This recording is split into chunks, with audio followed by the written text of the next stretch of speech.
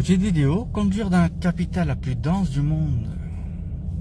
C'est immense Tokyo, il y a des tunnels, des ponts, c'est... voilà.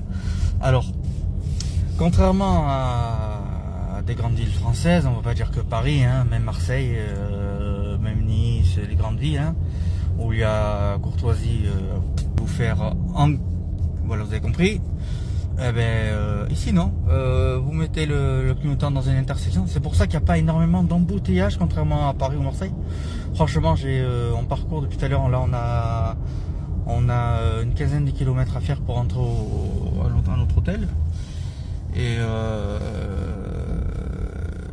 vous mettez le clignotant, ça laisse passer 1 sur 2, voilà, et les gens se mettent un petit coup de warning comme chez nous on fait encore, on se met un petit coup de warning pour se remercier. Ben ici c'est pareil, ils se mettent un petit coup de warning. Sur le continent ça peut se faire aussi, mais c'est très rare, hein, c'est une pratique qui est très rare.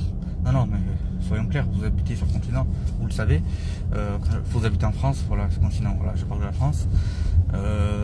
Ceux qui habitent Paris doivent le vivre tous les jours, ceux qui habitent Marseille connaissent, ceux qui habitent Nice, dans les grandes villes, voilà. Ils sont prêts à se crever pour pas vous laisser passer. Alors étonnamment ici, pas du tout. J'aurais pensé que ça aurait été un peu plus compliqué. Non. Alors ce qui est compliqué, c'est pas la conduite. C'est en fait, il y a tellement de ponts, de tunnels, c'est tellement gigantesque. Et après, en fait, vous êtes dépourvu. Là, j'ai le GPS là à côté, le bâtard de Google Maps.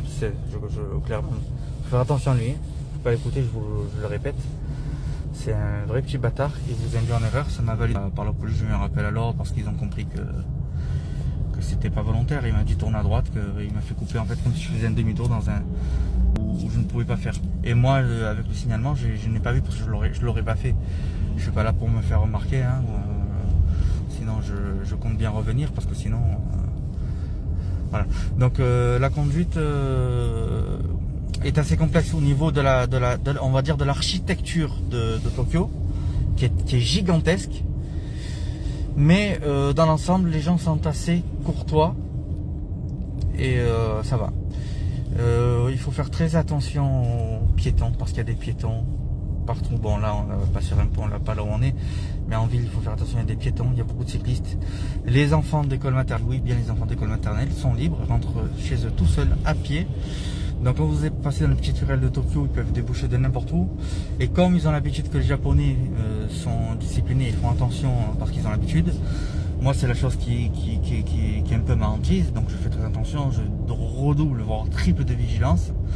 Parce que j'ai pas envie de blesser un gamin. Et voilà, c'est la seule chose où il faut vraiment faire attention parce que les gamins ont l'habitude d'être respectés dans le sens...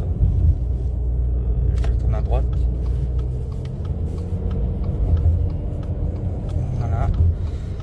Dans le sens voilà, ils ont l'habitude d'être respectés, donc du coup il est là le danger. S'il tombe sur un touriste qui conduit à la parisienne ou à la marseillaise, sans faire de discrimination, vous avez compris, il peut se faire. Et là, voilà, c'est la catastrophe au voyage. Alors si vous comptez louer une voiture, attention, à Tokyo, ou même au Japon, quand vous dites surtout à Tokyo, ou même dans tout le Japon, faites attention, parce que les enfants en conscience aveugle sont libres, quoi. Les enfants de maternelle rentrent chez eux tout seuls. Allez, je fais pause parce que là je vais conduire, ça commence à être un peu chaud là, j'arrive en plein croisement. Alors voilà, je reprends, je suis au feu rouge. Quand je vous parlais de densité, c'est ça, voilà. Voilà, vous avez le pont, vous avez, regardez, c'est gigantesque.